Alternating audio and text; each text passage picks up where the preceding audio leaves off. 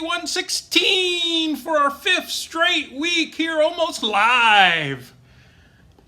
We're still broadcasting from Bravura Beat Studios on Indy's South Side. This is going to be an exciting week because if this were Sesame Street, I would say patrocinado por el número 5, because 5 is going to be a big word today.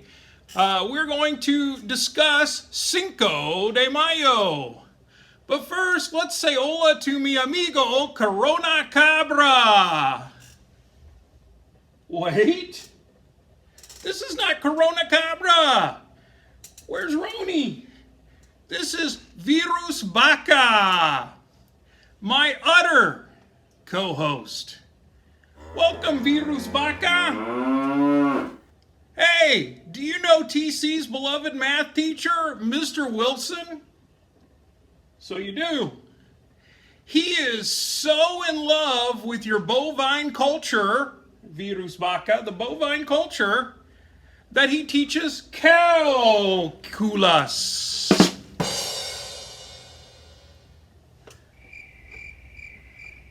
After that, he may want me to move my classroom away from his.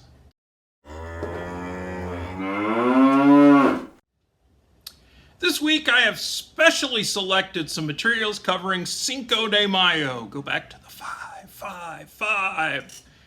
Cinco de Mayo. There are a couple of videos for first and second years. One from your very own Voces text that I found, which was interesting. It's kind of hidden at the back. And for A2s, sorry, not 2As, but A2s, the accelerated 2s, the third and the fourth years, I have specially chosen a Google form, which I hope to assign correctly this time. You may remember the Semana Santa debacle. Also this week, you will have a chance to make up any Voces assignments, which now feature no deadlines and follow each day on the Voces calendar, so check out that calendar. The Preguntas Personales, a heavily weighted grade, will be ready and is due next week. Not this week, but next week. But you might want to get started on it. Of course, there will be 6 more weekly questions. I believe we're up to 25 through 31. And the communities lessons. Are you teaching someone in your family? Are you sharing a running Google document with me? The answer for many of you is no. I've not seen your running Google document. Remember, that is 5% of your grade, folks. That's the communities. It's 5%. The video I will have loaded by the time you see this, called Cinco de Mayo, The Real Story, does a great job of explaining the event. So I merely want to hit Cinco for Cinco highlights.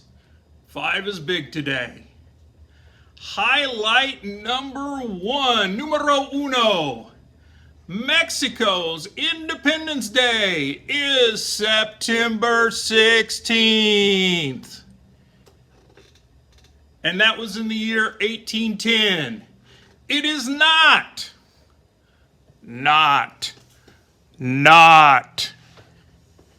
Cinco de Mayo, which was in 1862.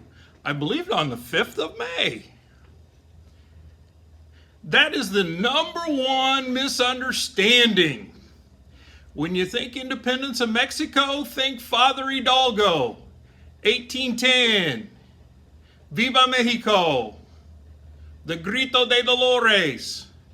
When you think of the war with France and the Battle of Puebla, think of Presidente Juarez and him moving his government to El Paso del Norte, up near Texas. I believe there's a town in Texas. I think it's called El Paso.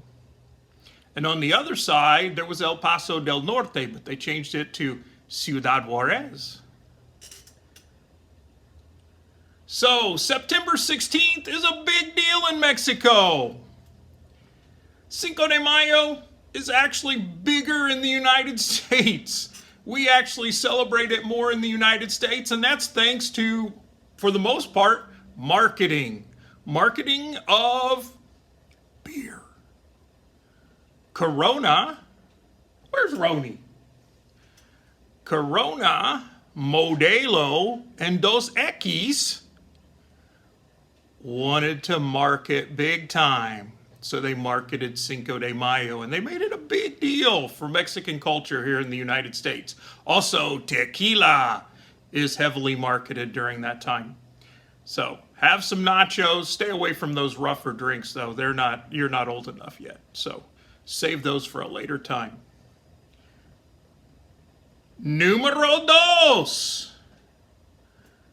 From 1821, the year Mexico finally gains independence from Spain, to 1862, Mexico had numerous government leaders, forms of government, and sometimes they had more than one government claiming to be their number one government.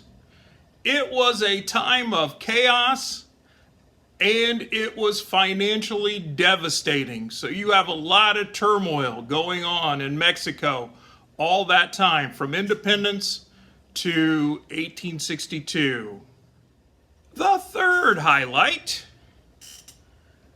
Benito Juarez, we mentioned Presidente Juarez earlier, became the first Native American to be elected president of Mexico in 1858. So in 1862, he was Presidente de Mexico. He was from a humble background. He was self-educated and would become arguably the greatest president in Mexico's history. Who does that sound like? Ironically, Abraham Lincoln and Benito Juarez would become friends via correspondence. They were writing back and forth to each other at this time. What a meeting that would have been if it would have ever come to fruition. Lincoln standing 6 feet 4 inches tall, and Benito 4'6". Not a big man.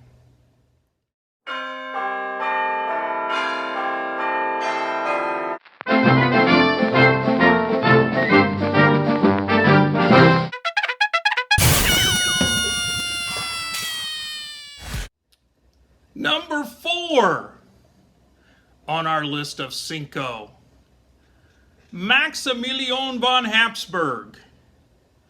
As you will recall, if you watch the video, or when you watch the video, he becomes the monarch of the Second Mexican Empire, placed there by Napoleon III, not the Great Napoleon. Maxi was as liberal, if not more liberal, than Juarez in the pursuit of human rights and equality. He was not your typical autocrat. Maxi was so in love with the Mexican culture and the Mexican people, he really was a good guy. I mean, he wasn't terrible. I mean, no one wants to be taken over and given a king or something like that, but he wasn't a terrible guy. He wasn't a terrible leader. Not smart, but he was friendly at least. But he chose to stay beyond the French surrender. He was captured and he was executed.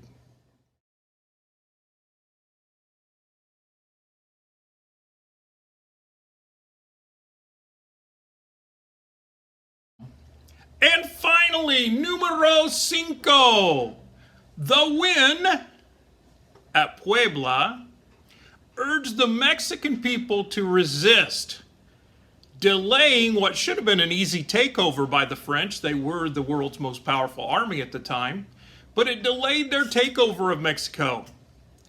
And today, historians argue, like me, I argue, that this delay stop Napoleon from establishing his monarchy in time to aid the Confederacy. Remember, the United States is in the middle of a civil war, and Napoleon, who really wanted cotton out of the South and really would benefit from a less powerful United States,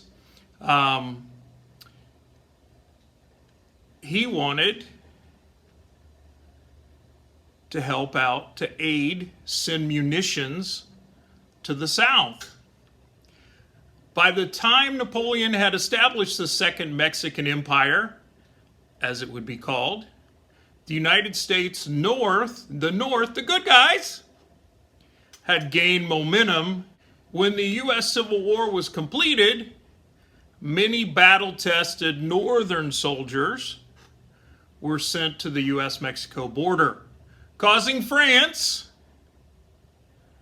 to bring out their favorite flag. In conclusion, we are almost there, guys, and I hope that you enjoyed looking at Cinco de Mayo today. It's one of my favorite times. It's not really that big a deal in Mexico like it is in the United States, but it is a lot of fun. I really like history, so I like talking about the battle, talking about how it was a David versus Goliath situation, the heavily trained, most powerful army in the world at that time being defeated by pitchforks, shovels, munitions. It wasn't really just slingshots, but they were defeated. In the long run, France ended up winning the war, and were establishing, they didn't completely take over, but had established a monarchy in Mexico. And as things went on, Napoleon was really concerned. Remember, the United States functions under the Monroe Doctrine. You might want to take a look at the Monroe Doctrine. And that Lincoln was going to send troops, and did send troops near the end of the Civil War, as the North gained momentum, and France did not want to take on the United States. It was basically our home turf. It's hard to win a game on the road, and France knew that. Get those preguntas personales in next week. Start working on them this week. Do a really good job. Get a really good grade. Enjoy the Cinco de Mayo. I know it's next week, but enjoy the Cinco de Mayo fun and festivities if you can somewhere. At least maybe, go drive through at Taco Bell or someplace to remember or commemorate. Also, you'll want to send me this week's secret.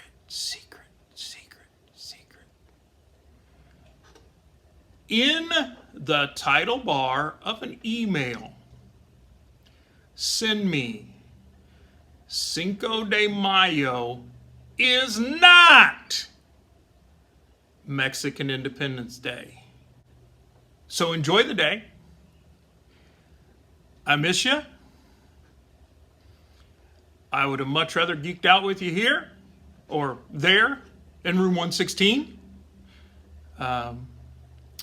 But that's not to be. Adios.